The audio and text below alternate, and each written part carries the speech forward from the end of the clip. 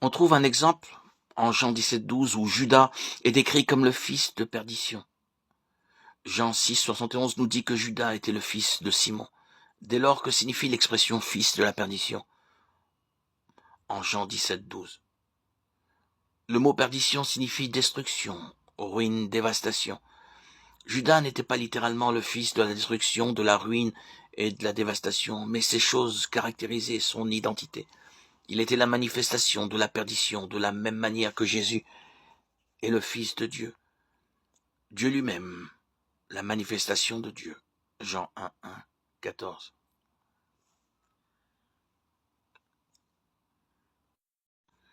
C'est pourquoi je vous dis, ne vous faites pas de soucis pour votre vie ni pour votre corps. Ne vous demandez pas, qu'est-ce que nous allons manger?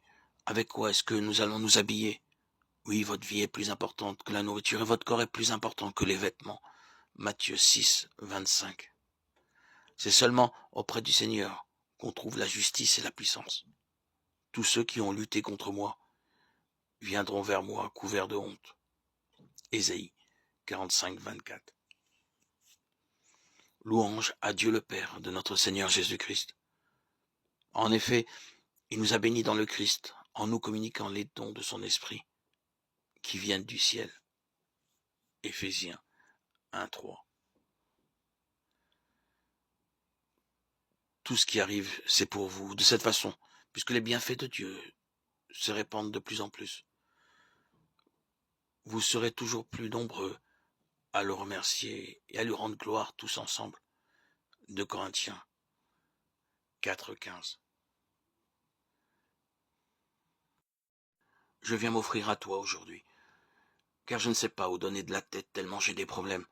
Indéniablement, j'ai besoin de toi comme Sauveur et Seigneur, pour ces ténèbres qui ne cessent de me hanter.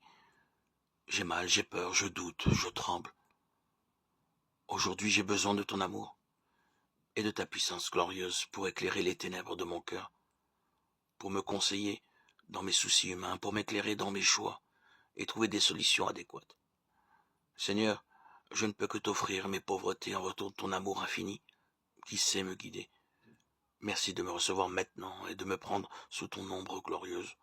Je sais que tu ouvres les portes de ton royaume céleste pour me soutenir par la puissance glorieuse et miraculeuse de ton Saint-Esprit.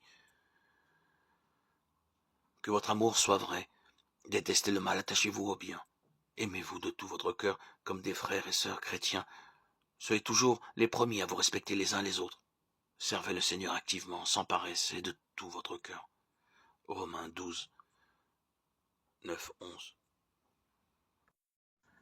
L'Éternel sera toujours ton guide. Il rassasiera ton âme dans les lieux arides.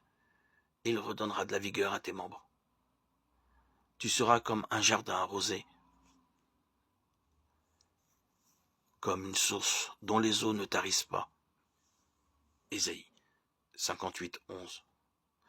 De la même façon, la parole qui sort de ma bouche ne revient pas vers moi sans résultat. Elle réalise ce que je veux. Elle accomplit la mission que je lui ai confiée.